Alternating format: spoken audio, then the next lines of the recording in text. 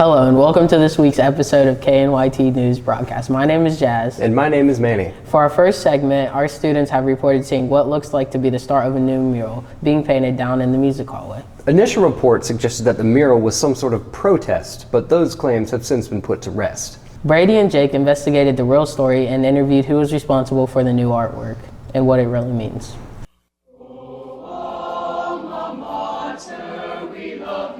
Good morning, everyone. Today, me and Jake interviewed Mr. Aloof about the newly painted mural down in the music hallway. Over the past few years, there has been different art projects worked on here at Calamillan, such as the Knights painting in the Student Center and the one that could be seen from the interstate. Let's go ask some questions. We're here with Mr. Aloof. We're going to ask him some questions about the mural he's in progress making. Okay, Mr. Aloof, why did you choose the alma mater as a subject besides some other music-themed subjects? The idea for the mural was actually Miss Cameron's idea. She came to me and asked if I had some free time and any ideas that to incorporate the alma mater into a mural down the music hallway. So that's where the idea originated. How long will it take to paint? It'll take me a little time to measure it out and make sure that it's all right. Probably, definitely have it done before the end of the school year, I would say. I want to make sure that it's accurate, that the music staff, the treble clef, are spaced properly and look correct, and that the music notes are correct, and that the lyrics also fall in their correct position on the musical staff as well. And how does it feel for you to have a piece of art you created for kids in the years to come to see that walking through school? It's a neat feeling. I'm not doing it for any kind of glory or recognition or anything like that. It's just to make the school better for everybody that works here, the kids and the adults as well. I just enjoy, helping in a way like that. Thank you. Okay, thanks guys. Yep, thank you. I think that this artwork really shows our personality as a school, and I cannot wait to see what other artwork is shown here at Calamillan in the future. Crispy's Chicken, a beloved chicken restaurant, has supposedly vanished from its usual spot. While some believe it was aliens who came down to take the restaurant, that's simply insane. Taylor Jones did some research and found out the truth about what happened to this restaurant. Now on to Taylor with this story. And we finally made it to Crispy's Chicken here. Crispy's Chicken on the corner of 8th Street and 3rd Avenue celebrated its grand opening on December 15th, 2023. Opening of Crispy's, owned by former NFL player Randy Moss, was met with fanfare. Heisman Trophy finalist, back in the city where he won over herd fans, opening Crispy's on 3rd Avenue. This morning, Marshall Athletic Director Christian Spears presented Moss with a green 88 jersey. Did not have his name on the back, though.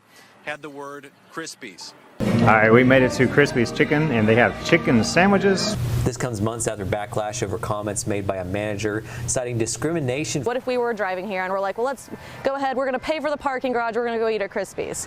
Well, now I just paid there, walked here, and I'm like just surprised. There's what? Like Google is Crispy's closed. Let's delve into the story of Crispy's Chicken, a restaurant that once promised to be a local favorite in Huntington, but faced a series of challenges leading to its decline. Crispy's Chicken was originally an idea by Brittany Toliferio and her husband, Kirk Hightower. In 2019, it was originally known as Chickaboom. The couple started the business in Philadelphia, Pennsylvania. But after pitching it to Randy Moss, our story starts around 2023, when NFL Hall of Famer Randy Moss became an investor, helping expand the brand. On opening day, he said, Tasted the product, and within the first 10 to 15 seconds, the first thing I looked in Kurt in his eyes and I said, I have to bring this home back to my people. And Crispy's Chicken opened its doors in Huntington on December 15th, 2023, aiming to bring a unique chicken experience to the community. The hype was real. The franchise's expansion into Huntington was seen as a potential game changer for the local fast food scene, especially with the aggressive social media presence and attention. However, just a few months later in March 2024, the restaurant found itself at the center of controversy. In fact, multiple controversies. The manager's comments on social media and local podcasts criticized the Huntington community and its own patrons, leading to public outcry. One notable issue was the absence of ketchup, which drew criticism from customers. On top of that, no cash payments. By mid-2024, Crispy's Chicken saw a significant decline in patronage, leading to its eventual closure. The rise and fall of Crispy's Chicken serves as a reminder on the importance of community relations and the impact of public perception on local business. Cabell Midland High School has had many graduate over the years, and also leaving many wondering, they were kind of cool. I wonder where they are now. Jason Ward is one such graduate, and we are proud to have him as our alumni spotlight. Now on to Brad, Greeny, and Logan for more details. Here at KNYT News, we are starting a new segment on our fabulous alumni. And our first, Jason Ward. Jason Ward is the most winningest individual at Cabell Midland, with being a two-time state winner in wrestling and a combined record of 154-7. Jason Ward helped West Virginia wrestling in the national scene. Jason Ward graduated Cabell Midland in 1999, committed and later signing to West Virginia Mountaineers. He had a very impressive freshman campaign, beating the top guys in his weight class. Jason Ward shows what giving back to the community does. Jason has a very successful job as marathon plant manager and also volunteers at Bartlesville Middle School as running a club team that brings Bartlesville and Milton together to therefore make a better Cabell Midland wrestling team. Jason has completed a full circle and shows what giving back to home does. He wrestled for Cabell Midland, and now he gives back anytime he can to Cabell Midland. Seniors, it's almost time for the end of the year. That means it's time for the senior slideshow. For those of you who had no idea what that was until a couple of seconds ago, Grace, Abby, and Emily have details regarding just that topic. Any unanswered questions or unclear instructions can be directed towards Manny. His personal phone number is 681-29. Are you a senior student this year? Well, the mass communication and journalism classes are asking for your help in contributing for the senior slideshow and new edition of the senior magazine. To help make your senior year more memorable, we need all hands on deck for submissions of photos and favorite memories from your years of high school to help enhance the outcome of the items we make for you. The Senior Slideshow is a multimedia presentation that includes photos and interviews made by you from your high school experience. We also need photos from your senior year. For our new edition, the Senior Magazine also includes your photos and comments from your high school experience. We need photos such as your first day of kindergarten and senior year, and opinions such as your favorite high school memory and where you see yourself in 10 years. We interviewed Taylor Jones to provide some information on the Senior Slideshow, and we also interviewed Katie Marshall for the Senior Magazine. What's something special about the slideshow this year? You know, I think every year it comes down to just the people and how unique everyone is, and I think that this senior class has a lot of really cool people, so I think that's going to be the best part. And what are you most excited about for this year's slideshow? I'm excited to see everybody's reaction and hopefully, them reflecting on their high school experience. And how do you want the audience to feel when they watch the slideshow? I want them to feel happy about how the last 4 years of high school went for them and what they're going to do next for their lives. What made you guys come up with an idea for a senior magazine? We thought it would just be a really cool idea and that a lot of seniors would like to have it, almost like a senior-only yearbook, so that way people can look back and look at all the memories that were filled in their senior year. What is the theme of this year's magazine? It's kind of like a retro, kind of think 70s vibe. It's a lot of like Polaroid pictures and scrapbooking. It's really cute. What does the magazine have to offer? Why should seniors buy it? I think that seniors should buy it because, like I said, it's just a good keepsake and it really just can take you back in your senior year. You can look back on it years later and it just really shows, all the fun things that you got to do your senior year. Senior Magazine will be available for pre-order only March 3rd through 7th during both lunches. Make sure to submit your photos and responses for these projects by March 7th. Cabell Midland High School provides every student with free lunch as well as breakfast every day, but some people are saying they don't like the food that is provided. Recent studies conducted by our school's top lunch fiends have all come up conclusive. The school lunch is hit or miss. Max wanted to find out how the food program works in Cabell County. Now on to Max with this report.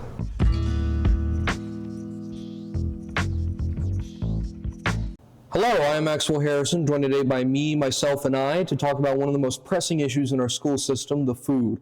Now, as you can see, I am clearly qualified to talk about this subject, but that's besides the point. A good handful of students rely on their school breakfast and lunch to get their daily meals, and sadly, they do not deliver a lot of the time. From Sahara-flavored chicken sandwiches to mystery meat cheeseburgers, I think a lot of us can agree that a good menu item is akin to a diamond in the rough. But what exactly are the best menu items, and what are the worst? Well, let's see what foods we all are eating, as well as the ones that shouldn't be competing. All right, so first we're going to interview the kids about what their favorite breakfast menu items are. I love the Frosted Flakes. Those are my favorite. The chicken biscuit.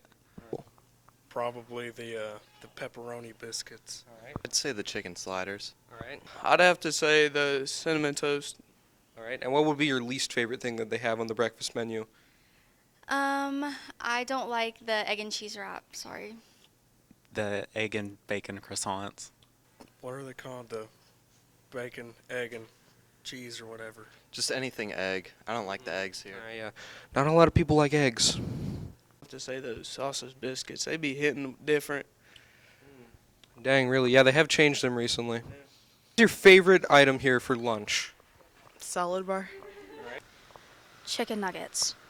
The breadsticks from the salad bar, those are fire. Yes, them. Probably a hot dog. And what would your least favorite item be? Probably the pizza. I don't know.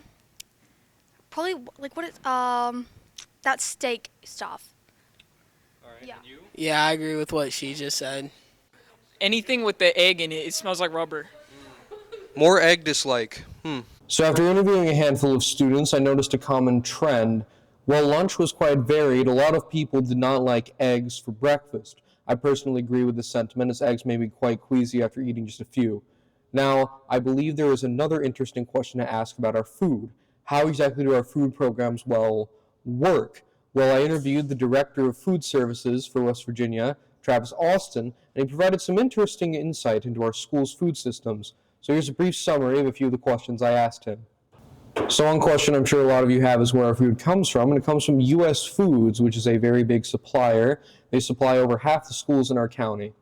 Now, also, schools use a program from the USDA that gives us commodity food. Commodity food is always ordered in advance from a warehouse in Ripley, and it's always delivered monthly.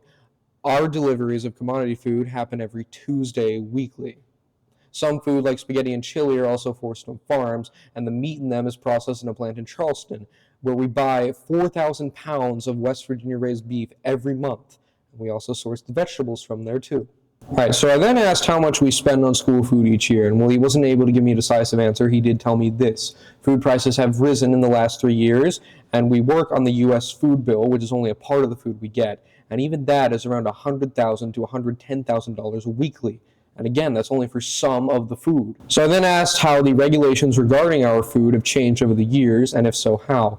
Well, not much has changed in previous years, but something is upcoming. Starting July 1st of this year, they are planning to change regulations regarding the added sugars to our cereal. They can no longer have more than 6 grams of sugar, and this also goes for the flavored milks. A couple cereals, such as Golden Grams, have more than 9, meaning the companies will need to adjust their formula. Companies adjust their formulas with us since, they want to do business with the school.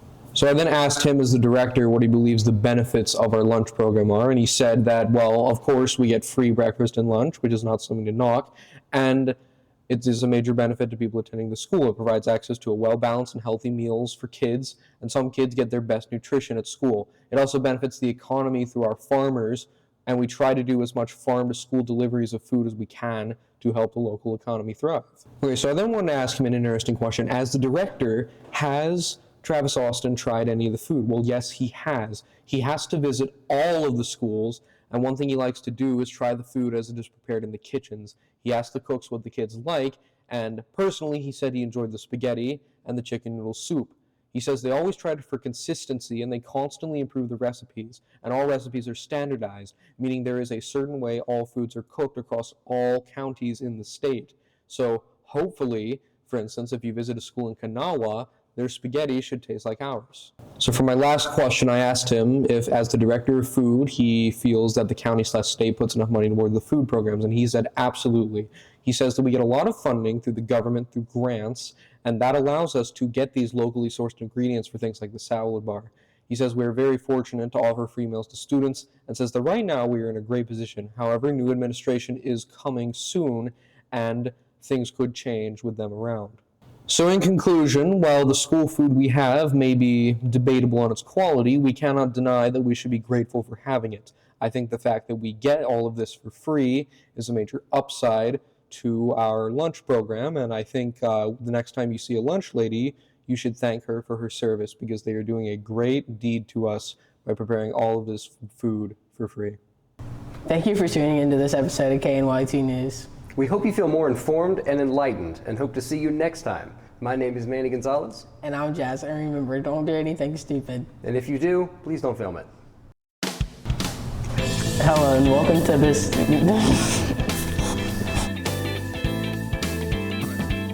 Thank you for tuning into this episode of KNYT News.